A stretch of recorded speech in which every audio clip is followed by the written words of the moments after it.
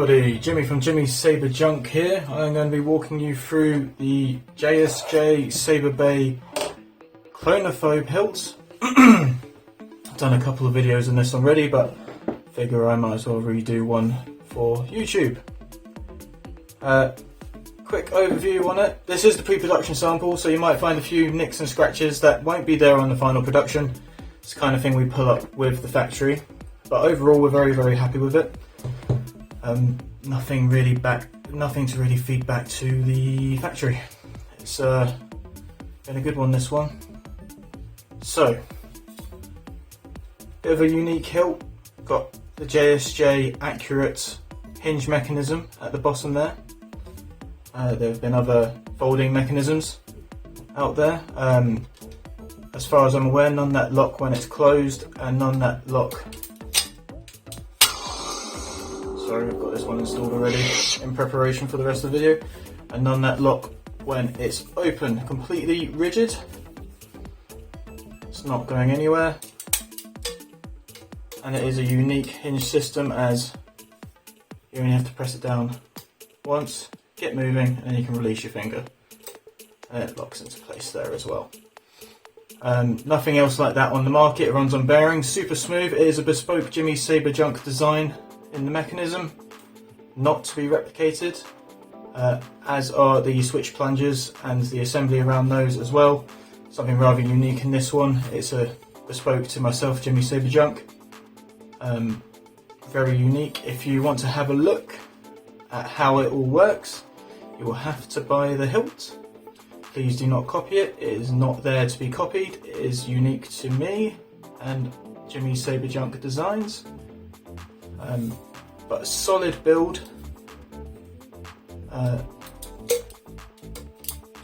Sounds a bit hollow at the moment because I haven't got this side of the emitter in it. The emitters are brass, nice and solid, very hefty. The whole hilt's kind of hefty, got a good weight to it. You're wondering where the sound's coming through on here. It's coming through these slots here, as the speaker in the chassis is underneath the crystal chamber. Sits in there, and then projects the sound out through the sides, out the emitter, rather than the bottom of the pommel. Because again, in staff mode, I don't want the sound projecting from this side into this side, because you have two speakers pointing at each other. Projecting sound is going to get muffles, it's going to sound bad. I don't want that. I want the best quality sound I can get for this kind of design, which you'll only find here. What else is there to go through? It's rather straightforward, to be honest.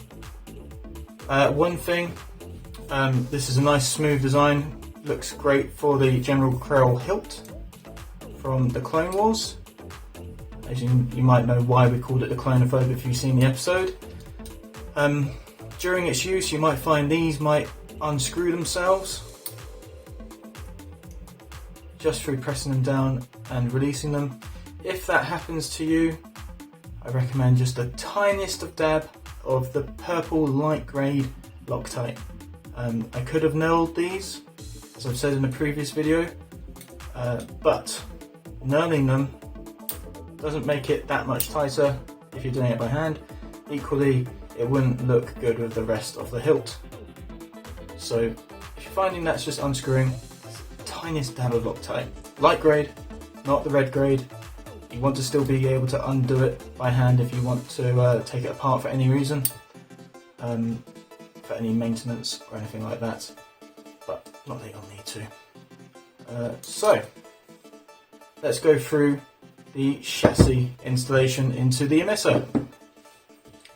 In the emitter, we've got blade retention screw, top chassis retention screw, and then this grub screw down here is a chassis retention screw, but all it is that one is there to stop it from rotating. I'll explain that in just a second. When you come to install the chassis into the emitter, don't just shove it in, ready to go, because you want to make sure that button there, right there, stop using your middle finger, Jimmy, that button right there aligns with this one here. Of course, you're not going to know that until you thread your emitter in.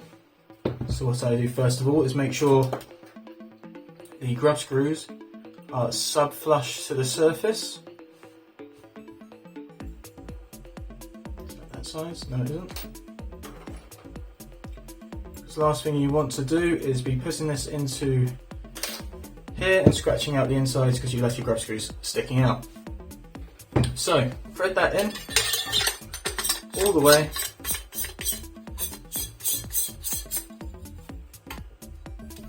That's it. Cool. Right. Now that's my empty side. Let's not forget that. Grab some tape. Grab a clean pair of scissors. Somewhat clean.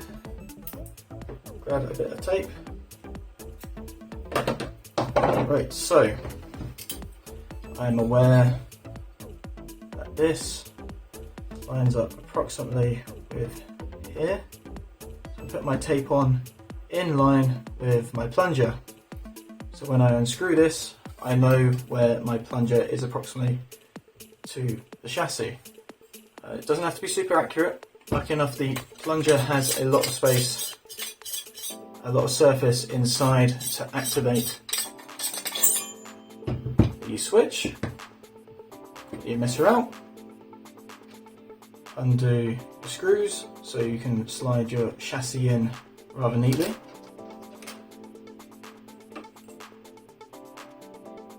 Now before you go just putting it in, this is the setup you only have to do once, by the way.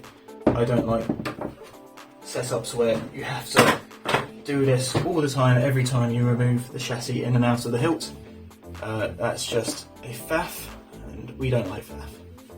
So before you just go, whoop, slip it in, oh yeah, that button lines up with there. What you're going to do to make your life easier, you've got these external wires that run on the outside of the chassis, which they will be hidden once you put the chassis into the emitter.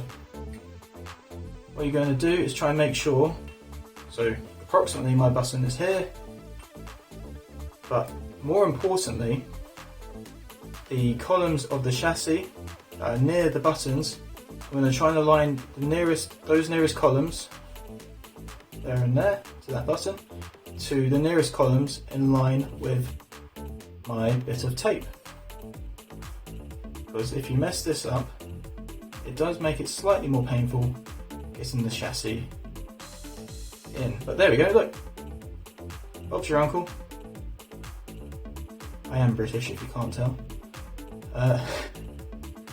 So then, grab your Allen key, do the top one up first. Not the blade retention one, this top chassis retention. Nip that down by hand. That way the chassis is not going to go anywhere. And then you might realise, lock down the top part of the chassis. You've still got a bit of room to rotate this around. All you're going to do is then, now you can rotate this freely, rotate this bottom part down to line up with your bit of tape. I believe. Let's say there. Let's say there. And you do this grub screw up. All you do is the tiniest of nips to stop it rotating. Look at that. If you do it up too tight and you're wrenching into the chassis, all you're going to do is tilt the chassis, which is going to be no good because when you drop it in there and do it up, you're going to struggle. You're going to find your chassis rubs along the inside of the hilt. You don't want that. And we'll just check that.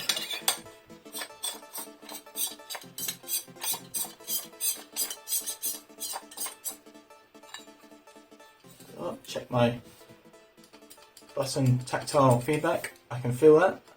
Nice and solid. I can feel the switch underneath there. Lovely. Right, there we go. Get rid of a bit of tape. There we go. So, now we're happy we've installed our chassis. You do this twice, by the way, one for each side. I'm sure I didn't need to say that out loud, but just in case, you never know. Take this out. Grab your battery. It's 18650, by the way. Whilst we're here, we'll go over the chassis really quick. Board retention, this is the OLED version. 18650, I'm currently using a 3500 milliamps, so one of the larger versions of the 18650. high amp kill switch, 1.5mm tactile switch. There will be there is a basic version available that doesn't have the crystal chamber in here, and there is this crystal chamber version. 28mm bass speaker, which you kind of install into the top of this part of the chassis first, and you put the covering over it to run your wires around. Hey, ugly! Come and get me! I'm running Profi 6.7 at the moment. Slide that down. Thread it all the way in.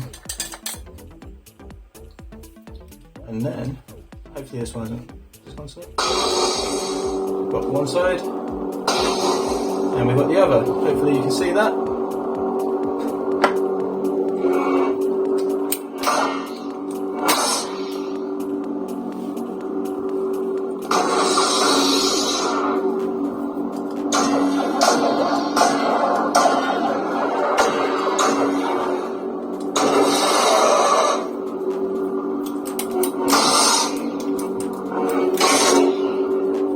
Let's see if we can twist it off.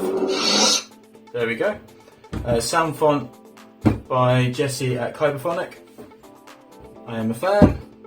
Go look him up. Does great sound fonts. I believe this one's called the 4-limb to General. Maybe wrong. That might be referring to General Grievous, actually thinking about it.